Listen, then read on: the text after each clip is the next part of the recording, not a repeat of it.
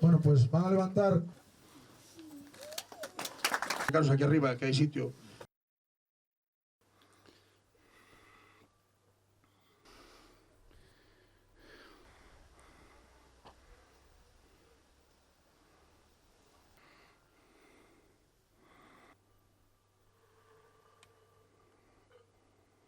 Porque se lo merecía y porque soy feliz viendo todo esto, que lo hacen por ella.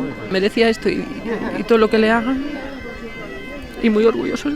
La vamos a tener siempre con nosotros. Non tuvimos ocasión de despedirnos, foi... yo digo que a Rosa que nos la arrancaron del corazón de golpe. Esta hecha en bronce, al final todo el mundo sabe lo que...